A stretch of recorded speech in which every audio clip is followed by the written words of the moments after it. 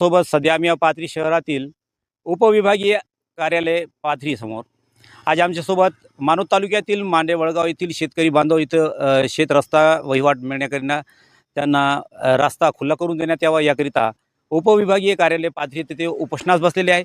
आपण त्यांच्याशी जाणून घेणार आहोत की आपली जे वहिवाट होती, जे शेत रस्ता होता ते बंद का करण्यात आलेला आहे आणि ते पहिल्यापासून आपल्याला शेतामध्ये जाण्यासाठी ती वाट होती का, काय सांगणार आहे दाऊदा की आपण ह्या पाथरी शहरातील उपविभागीय कार्यालयासमोर आमरण उपोषणाला बसलेली आहे। आपण जसं की बॅनरवर लिहिलेलं आहे की मरेपर्यंत उपोषण चालू राहणार आहे, नेमकं प्रकरण काय आपलं? हां, हे मांडे वडगावात किनोळा रस्ता आणि त्या रस्त्यातून 115, 114, 113ला असा रस्ता होता।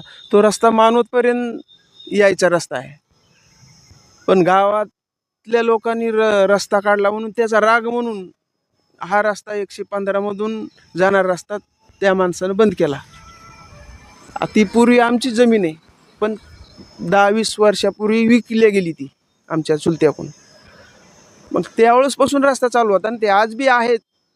जे 72-75 वर्ष वय आहे आमच्या चुलत्याचं, त्यांनी सुद्धा स्टेटमेंट दिले तहसीलदारला किंवा माझ्या कळण्यापासून हे रस्ता चालू आहे, पण मुद्दाम बंद केला। ते फक्त कारण काय तर नकाशावर नाही, पण वहिवाटीच आहेत।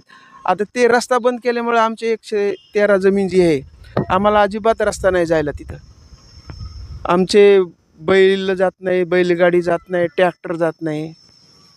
पाऊस पडला की आता अजिबात आमची सगळी बंद झालं।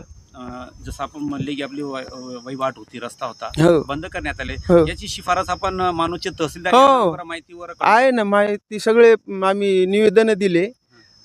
मानवचे नायब तहसीलदार त्यांनी 2 वेळेस स्थळ पाणी केली, मोक्यावर जाऊन पंचनामे केले आणि त्याप्रमाणे निर्णय दिला की वहिवाट रस्ता खुला करण्यात यावा। पोलीस स्टेशनला तसं कळवलं।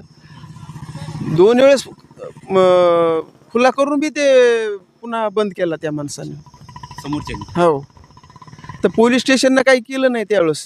पोलीसला कळवून सुद्धा पोलिसांनी मदत केली उलटी त्यांना त्यावेळेसच्या, आत्ताच्या नाही। आता जे लोक आले ते नवीन आहेत, म्हणजे जुनी वाट आहे, ती जुनी वाट आहेच ना। वावरू देत नाही। हां, त्याच्यामुळं तिथं जे मंदिर आहे हनुमान मंदिर, त्या हनुमान मंदिराला जायला रस्ता नसल्यामुळं तिथलं बांधकाम अर्धवट पडले। 3 वर्ष झाली आणि तिथं पोळा अगोदर होते, गावातला पोळा नंतर होते। अगोदर ते शेतातला पोळा होते आणि तिथं पोळा होऊन पुन्हा गावात जाते।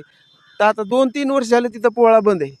तहसीलदार साहेबांकडे आपण दाद मागितली, पण त्यांनी दिला, दाद दिला। हो, त्यांनी रिपोर्ट दिला, त्यांनी निकाल दिला, पण त्याला इथं स्टे घेतला कोणी, त्या समोरच्या बंद करणाऱ्यानं, SDM मॅडमकडं। एसडीएम मॅडम एसटी दिले, हो, एसडीएम मॅडम त्या घटनास्थळी वगैरे अजिबात नाही आल्या। त्यांनी कागदपत्रावरूनच ठरविलं। हे तहसीलदारनं जे रिपोर्ट दिले ते चुकीचे आहेत, अच्छा, त्यांनी इथं बसून ठरविलं। म्हणजे तहसीलदार साहेबांनी जे दिलेले आदेश होते ते चुकीचे ठरविलं। त्यांनी काय केलं की रस्त्यात बसून केले, घरी बसून केले, नदीत बसून केले, असे त्यांनी आरोप लावले वकिलामार्फत आणि त्यांनी हे ग्राह्य धरले। आणि मग यांनी कुठं एखादा अधिकारी पाठवला नाही, स्थळ पाणी केली नाही।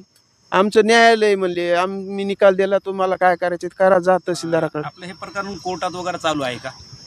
केलं ना आम्ही, अपिलाच्या विरोधात अपील केलंय तिथं। पण आज आम्हाला पावसाळा सुरू झाला ना, आम्ही जमीन, मी मॅडमला म्हणलं, ते म्हणले मी निकाल दिलाय। मी निकाल दिला, मग आमची जमीन पाडायला दिलाय का? रस्ता द्या ना आम्हाला, जमीन कशी व्हायची आम्ही? अजिबात रस्ता नाही। काय म्हणणं आहे मॅडमचं? मी निकाल दिला, मग ते तहसीलदार बघून घेते, म्हणलं आम्ही तहसीलदारकडे जाणार नाही। आता इथं जे तुम्ही उपोषणाला बसलेले, मरेपर्यंत उपोषण तुम्ही करणार हो, म्हणजे न्याय मागण्यासाठी तुम्ही इथे बसलेले? हो, कधीपासून बसले तुम्ही? आम्ही काल 22 पासून। 2 दिवस झाले। हो, कोणी उपविभाग अधिकारी, नाही, कोणी कर्मचारी वगैरे कोणी नाही, भेट वगैरे नाही, कोणी नाही आला अजून। जोपर्यंत समजा आपल्याला न्याय मिळणार हो, नाही, हो, आम्हाला रस्ता पाहिजे। कसा द्यायचा आहे, कुठून द्यायचा आहे? शेताला काय वरून थोडं जाणार आहेत आम्ही? आतापर्यंत जे शेत वाहिले ते कसे वाहिले? SD मॅडमला बी विनंती आहे समजा की त्यांनी तुम्हाला हो, रस्ता आम्हाला पर्याय काय द्यायचंय, कुठून द्यायचं आहे?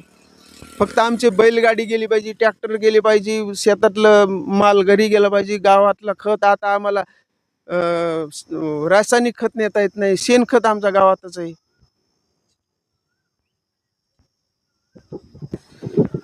मानूर तालुक्यातील मांडेवळगाव येथील शेतकरी इथं वहिवाट रस्ता त्यांना खुला करून देण्यात यावा यासाठी ते बसलेले आहे. वडिलोपार्जित जी जागा आहे त्यांची त्यांच्याची चुलत्याची जागा होती. त्या त्या चुलत्याची जागा चुलत्याने विकलेली आहे आणि पहिल्यापासून तिथं वाट होती, रस्ता होता. पण ज्या समोरच्या व्यक्तीने ती जागा घेतलेली आहे तिथून ते त्यांना वावरू देत नाही, जागा वहिवाट वगैरे देत नाही. तहसीलदार मानोचे यांनी त्यांना आदेश दिले होते त्यांची जागा आहे म्हणून, रस्ता आहे म्हणून.